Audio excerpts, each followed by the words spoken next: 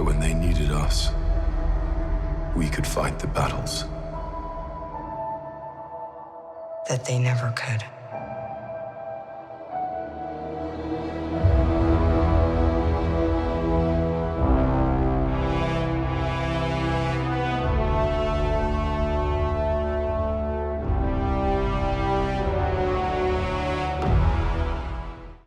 Welcome back, everyone. It's Charlie. This is going to be my new Avengers What If trailer video and breakdown of the Marvel live stream that they just did with the Avengers actors. They did a big Avengers live stream organized by the Russo brothers with most of the Avengers.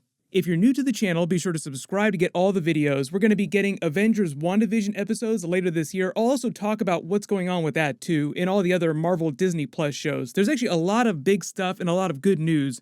Just starting with the big stuff first, if you don't know what was going on with the Avengers live stream, they were trying to get everybody to come out and vote, so they were just trying to promote that. So a bunch of the Avengers showed up, including Robert Downey Jr. Most of them were clowning on each other the entire time just because they're all kind of like a family now. One of the other fun name drops that they made during this, though, was Red Hulk, just because there's so many theories about them doing Red Hulk during Marvel Phase 4 and all the hints that we've gotten via the Super Soldier program. I've done a bunch of videos about that. I'll do some more when we get some more hints from the Black Widow movie. But they played a big trivia game, and Robert Downey Jr. later revealed that he had actually been using his quote-unquote Infinity Gauntlet to guess the answers correctly. I do have the time stone. And there were 3 questions, burning questions that I needed the answers to, so I might have played with the multiverse a little bit. Well, see, there was 433, Falcon, and I needed the answer on a certain upcoming decision.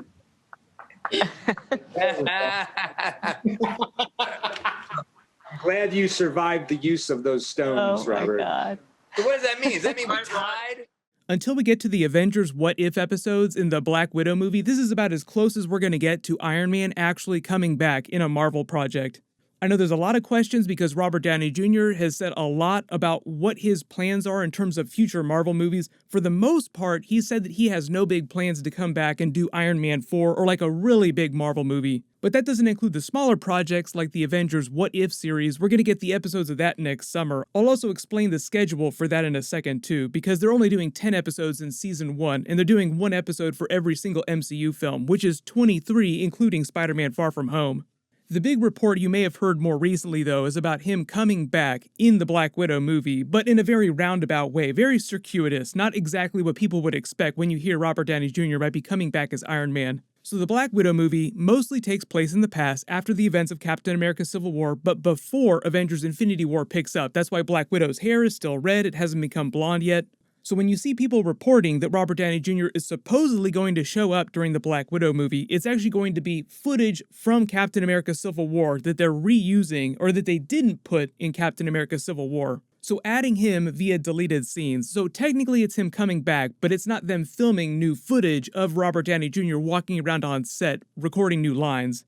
You may have also seen them talking about Black Panther 2 recently because they were talking to Letitia Wright, who played Shuri, about what their plans are for the Black Panther 2 movie now that Chadwick Boseman has passed away. I've already done a couple videos about that, so I'll link them in the description. A lot of people are now wondering if that's how they're going to actually work around Chadwick Boseman in Black Panther 2 to include him in the movie without having to go full Leia in Rise of Skywalker, where they use a lot of the deleted scenes from Black Panther that no one has ever seen before and work them into new footage to make it appear as if he actually recorded new dialogue to work within whatever the story winds up being for Black Panther 2 now.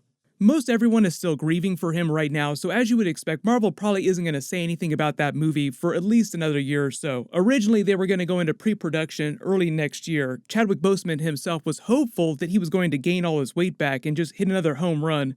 But sort of bringing it back around to Avengers What If, the Disney Plus series, the Black Widow movie, because of all the things that have seemingly gone wrong during 2022 and how it's completely upended the Hollywood business of movies and television, Disney has actually now redoubled their efforts on digital productions for Disney Plus. Disney is now in the process of completely redesigning the way that they make movies and television shows and release them. More for Disney Plus now. They're leaning into Disney Plus. That doesn't mean that they're going to release Black Widow on Disney+. They're still planning on releasing it in theaters in May next year, even though it seems like it didn't need to be delayed quite that much. It just means that a lot of the bigger projects that you would hope that they do during Marvel Phase 4, Marvel Phase 5 are now sort of being redesigned for Disney Plus release. So whereas they think about the movies and the theatrical releases first, like the really big movies, now they're more thinking about Disney Plus stuff first and also on the side about the big movies. Really good example of that would be a Young Avengers movie. They're introducing a lot of the Young Avengers characters from the comics in the Marvel Phase 4 Disney Plus series. Like Miss Marvel, you have the She-Hulk character, you have the Kate Bishop Hawkeye, you have Cassie Lang's Stature. There's rumors that Ant-Man 3 is going to feature a version of some Young Avengers storylines. We got the announcement of Kang the Conqueror, he's a big Young Avengers villain. It just seems like they're all building up to a Young Avengers team-up project. Normally you would expect Marvel to put something that big with that much build-up in a movie theater, but now it sounds like they're thinking more about putting stuff like that on Disney+. So whether they do Young Avengers as a series or they do it as a movie, just start thinking more about Disney Plus releases for projects like that. Now the traditional Avengers movies like Avengers 5, Avengers Secret Wars, the bigger stuff, those will always get theatrical releases first, then they'll go to Disney Plus. And in terms of bringing back a lot of these classic Avengers, because like Black Widow is dead in present day, for instance, a lot of them will be coming back for the Marvel What If episodes. They haven't completely confirmed what the entire roster of Season 1 episodes is going to be. Like I said, it's only going to be 10 episodes. Most of the episodes that you see featured in that trailer footage, like Marvel Zombies, Captain America, The First Avenger, the Black Panther, Guardians of the Galaxy crossover episode, those will all probably be Season 1 episodes. They haven't really said how they're going to tackle a lot of the sequel movies though, because if they're doing one episode for every single MCU movie, then for instance, bringing it back around to Iron Man, Robert Downey Jr., you kind of understand what the story of Iron Man 1 might wind up being. Like, what if Iron Man became Doctor Strange instead? But what is the what if episode for Iron Man 2 going to be, or the what if episode for Iron Man 3? So you kind of have to treat the what if episodes as sort of one-offs, even though they might be loosely connected. The way the original comic book that it's all based on is told as in one-off episodes, as if the watcher is telling you this is a timeline where things played out a different way. Then in another episode, they move to a completely different story. So you can all see how the multiverse is very important to the idea and the concept of the What If series, and why at least originally they weren't going to drop the series till after Doctor Strange 2 Multiverse of Madness. The virus has sort of upended all those plans. Now we have Spider-Man 3 coming before Doctor Strange 2. We have all the news of Doctor Strange being in Spider-Man 3. There is a lot of multiverse stuff that's still happening, but they had to sort of re-engineer the way all the different movies connect because the order of the movies has changed a little. It'll all start with the Avengers Wandavision episodes. I think that'll be sort of the explainer for how they're going to handle the multiverse in the MCU, beyond what we saw during the first Doctor Strange movie and the way they explained it during Avengers Endgame. Elizabeth Olsen was also dropping more House of M Easter eggs. She said that the series is going to analyze Scarlet Witch's mental state and the idea of mental health. So obviously everyone's just kind of expecting her at some point to completely lose it, and that's really where the multiverse goes crazy. But early theory here for how this is all going to play out is that Avengers WandaVision will sort of upend the multiverse in a crazy way, and they'll be dealing with the consequences of that in all the MCU movies that come after it until you get to Doctor Strange 2 Multiverse of Madness, where Doctor Strange finally fixes most of those issues. But along the way, those quote-unquote consequences provide for some really interesting cameo and crossover opportunities, like you've been hearing all the Spider-Verse rumors for Spider-Man 3. The only thing that we know for sure is that Jamie Foxx's Electro from the Amazing Spider-Man movies and Andrew Garfield's universe is coming into Spider-Man 3 in some way. We won't have to wait that long to find out what's going on. There was an executive from Sony that was recently quoted as saying that they would release a Spider-Man 3 preview before the end of the year, so some sort of teaser or a trailer video. They're filming the movie right now. Tom Holland has been posting from behind the scenes. It looks like he's so tired he's getting ready to pass out. But the beauty of the Marvel What If series is that because it's animated, it's a lot easier to get the actors to come back to play their roles again, especially the ones that have either died or the ones that said that they're never coming back to do another big Marvel movie, like Robert Downey Jr.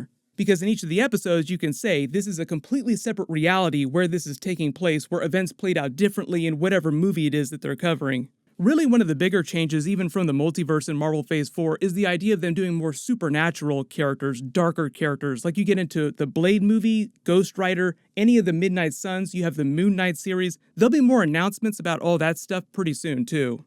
But let me know in the comments below, assuming that Scarlet Witch blows up the multiverse in a really crazy way during WandaVision episodes, what do you want them to do with the idea of alternate reality stories during the What If series?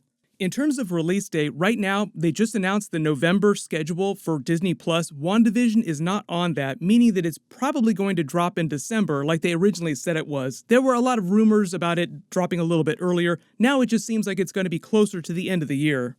I just did a video for the new Mandalorian Season 2 trailer. Of course, I'll be doing videos for all the episodes just like I did during Season 1. As long as you have alerts enabled for that, you should see all those videos when I post them. And then right after the Mandalorian Season 2 episodes, we'll be rolling into Avengers WandaVision episodes. So see, 2020 isn't quite so crap. There is some really cool stuff coming up. Everyone click here for that brand new Mandalorian Season 2 trailer video, and click here to rewatch the Avengers WandaVision trailer a billion more times. Thank you so much for watching. Everyone stay safe. I'll see you guys tonight.